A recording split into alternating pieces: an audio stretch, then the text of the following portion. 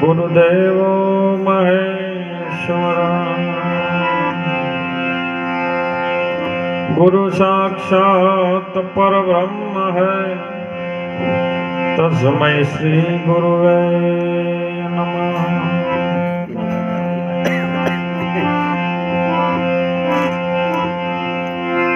दया गरीबी तुझ बंदगी क्षमतानशील सुजान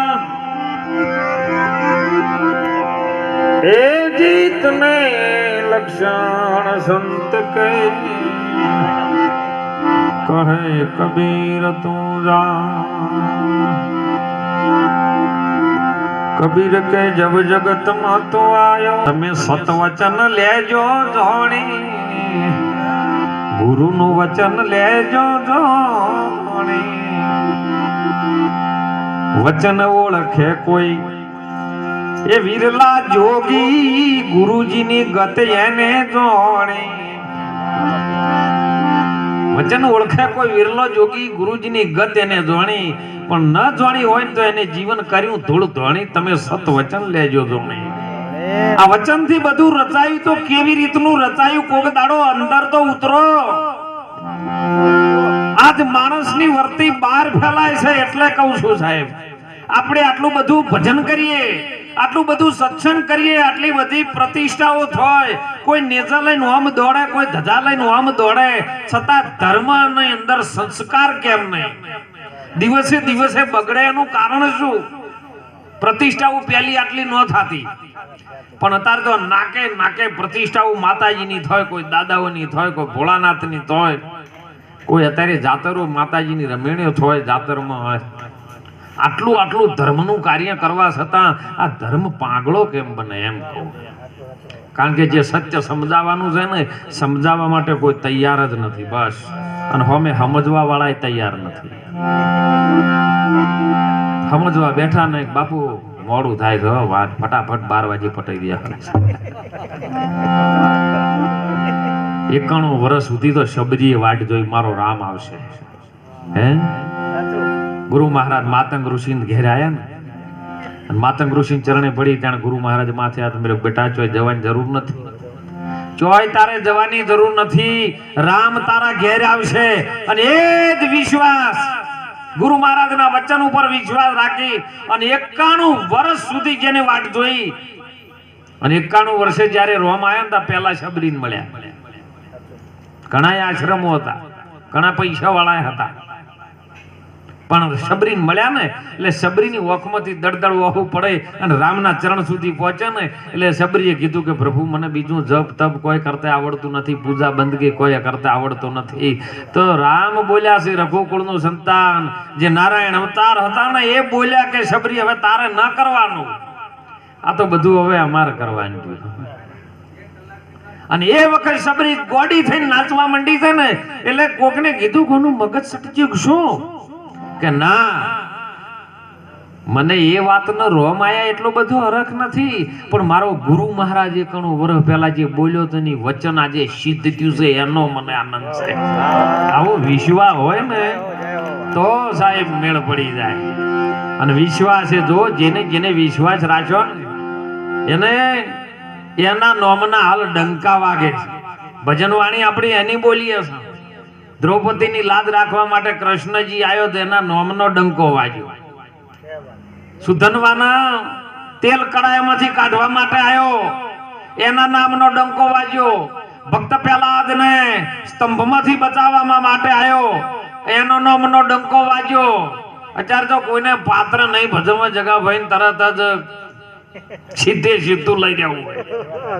10 વર્ષ પહેલા તમે આ ઘડિયાને પૂછો ખબર છે ગામમાં રમવા માટે પેલા આવતા રમવા વાળા પાત્ર ભજવતા કારણ ટીવી સિરિયલો આટલી બધી ટીવીઓ નહોતી ચોક ચોક વ્હાઈટ ટીવીઓ આવી પછી પડદા વાળી એની પહેલા બધા સ્ટેજ ઉપર પાત્ર ભજવતા ને ગામની અંદર કોઈ ખુમારીને પાત્ર ભજવે અને એની અંદરથી જે બાળક પ્રગટ થતા ને એ ખુમારી પાત્ર જોયેલું હોય અને ઈ રટણ શ્વાસોશ્વાસમાં ચાલે એ શ્વાસથી જે માના શેડાથી શેડો જુટ્યો હોય એ બાળકના તમામ લોહીમાં સિંચન થાય અને એવા બાળક પ્રગટ થતા અને એમાં રંબાવાળા આવી ગયા અને રંબા વાળાને કીધું કે ભાઈ આપણે કલાક 2 કલાક જે પાત્ર ભજવવાનું છે એ ભજવી, અને 1 કલાક પાત્ર ભજવે ને એટલે એની અંદર રિસેસ પડે, જેમ આપણે અહીંયા ચા પાણી ઇન્ટર પડે એમ. એટલે ઇન્ટર પડ્યો એટલે નાચવા વાળી મોય આવે કલાક પેલે લોકો આગા પાસે ન થાય એટલા માટે. અને સીટીઓ મારવાની ગાય ગીત કટ કરાવવાના, કોઈ મણિયારો ગાય, કોઈ સાજન તારા સંભારણા ગાય, કોઈ ફકીરાનો નાથીઓ ગાય. અને જે સીટ મારે એટલે હોમે વાળો બીજી સીટ મારે, ડબલ પૈસા આલે એનું ગીત ચાલુ ને પેલાનું કટ. એમાં એક ભાઈ મૂછો વાપડીને હોમે બેહી રહેલા, હાથમાં બંદૂક, 4 ઠેલી દારૂ પી ગયેલા, ખાટલા પર બંદૂક લઈને થેલીઓ મારીને બેઠેલા. સીટ મારી હોમે છોકરા 4-5 જોવો નહીં કે ભા હોમે છે આપણે એને પટાવા છે, આજ છોડવા નહીં. બરાબર જોમ્યું, પેલે 500 રૂપિયા આલ્યા, પેલા ફકીરાને નાથીઓ ગૌરાય, ડોહો બાકી આપણે મણિયારો ગૌ 1000 રૂપિયા આલો, ગીજામાં પૈસા નેઠ્યા. 2-4 વખત રાઉન્ડ આવ ચાલુ છે ને 5000 વાત આવી. બાપા હેણાયું કે ભા હોમે 5000 છે, 10000 આલો તો આર્યું ગીત તમારો મણિયારો પૂરો થાય ને થાય એવો નહીં. ડોહો બાકી 10000 ગીજામ તો નથી, પણ એમ કરજો ને હવારે ભેંસ લઈ જાજો.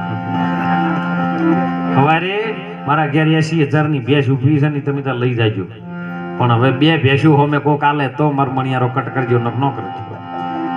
2 ભેંસું પેલા છોકરા ચોથી આલે. બરાબર મણિયારો જોમ્યો, આખો પૂરો થયો ને ભાગે હવે ભેંસ કે હવારે લઈ જવાય. રાતના 3 વાગ્યા નો એનો દારૂ ઉતરી ગયેલો, ઊંઘ આવે નહીં. ઘરમાં આગા પાછા તો હોમે વણિયાનું ઘર, વણિયા એનો ભાઈબંધ, એનો શેઠ. મારું બધું કે આપણો ગમે મોનો પણ આપણો ગ્રાહક આજ કંઈક તકલીફમાં છે. રાત્રિના 3 વાગે ઊંઘેનું કારણ શું? લાઈ પૂછી આવું. પાડોશી હોય ને પહેલો હગો થાય આપણો. સદારામ બાપા કહેતા પેલું હાગું તમારું પાડોશી, પાડોશી થી કોઈ દાડો બગાડતા નહીં એમ કહું. વણિયો આવીને શેઠને કીધું પેલા દાદાને કે દાદા કેમ ઊંઘ નહીં આવતી? કે ઊંઘ તો આવે છે પણ જતી રહે. કે ચમ? કે રાતે ભેંસ બોલીને આવ્યો, સવારે પેલા ભેંસ લેવા આવી સીધા આલ્યું ચોથી. કે શું થયું? કે મણિયારો પૂરો કરાવરાયો છે અને હવે ઠેલ્યો ઉતરી ગઈ છે. કે કશું ચિંતા કરશો ને, તમારી 80000 ની ભેંસ આપણી બચાવીએ, પણ મારી એક શરત રાખવી પડે. કે હવે વળી પાછી શરત કે થોડામાં પટાય એવું છે કે બોલો જલ્દી ફટાફટ. કે 1000 રૂપિયા આપણે કોરા મોરા હાલવા હોય તો 80000 ની ભેંસ આપણે બચાવી. હોણીઓ બુદ્ધિશાળી છે. કાકો કીધું કદાચ 80000 ની ભેંસ બચતી હોય તો આપણે 1000 તો હાલે પડે. શરત કબૂલ કરી. વણિયા ભાઈએ કાકાને કહી દીધું ખવારે તમારે હું કહું એટલું કરવાનું, બીજું આગો પાછો શબ્દ બોલવાનું નહીં. કોઈ પણ આવે તમારે ખાલી બોલે એની ઘડે જવાબ એવો આલવાનો, હંબો. ખવારે વેલા પેલા 4 જણા જે રાતે રંબા વાળા હતા ને, કાકાના ઘેર આવીને ઉભા રહ્યા. કાકા કે સીતારામ, કાકો કે સીતારામ. કાકા રાતે ભેંસ પેલી બોલી ગયા છો લાવો. કાકો કે હંબો. એટલે કે કાકા આવું હોતું છે? હંબો એટલે શું? કે હંબો, બીજો શબ્દ જ નહીં બોલવાનો. 3-4 વખત કીધું. એમાં એક જણો બુદ્ધિશાળી કે એમ કરો આ નિયમો ફરિયાદ કરો. આપણે ફરિયાદ કરી, પોલીસ આવી. અને એવામાં પેલા વણિયા ભાઈ હતા ને એ ત્યાં આવ્યા કે કાકાના ઘેર પોલીસ આવી, મારા ભાઈબંધના ઘેર. સાહેબને વાત કરી, કેમ આવ્યા? કે ફરિયાદ કરી અને ભેંસ રાતે બોલી પણ હાલી નથી. કે હે કાકા? કે કાકો કે હંબો. પોલીસ વાળા કે કાકા આવું ચાલે ને? કે હંબો જેલમાં પૂરશે, કે હંબો મારશે, કે હંબો. એટલે શેઠ પેલા વણિયાભાઈ બોલ્યા કે સાહેબ તમે શું એની વાડે ચડ્યા છો? એનું મગજ કોમ નહીં કરતું, આ તો મગજ સટકી ગયેલું માણસનું છે. અને તમે એની ફરિયાદમાં આવતા રહ્યા બધું આવું કાકા જોડે. સાહેબ કે એવું છે? વણિયાભાઈ ની વાત માનીને પોલીસ જી પાછી. પેલા 4 જણા કે એવું છે? કે હા, આ તો રાતે બોલ્યા પણ નશામાં બોલ્યા, મગજ સટકી ગયેલું છે. કે એવી વાત છે? કે હા.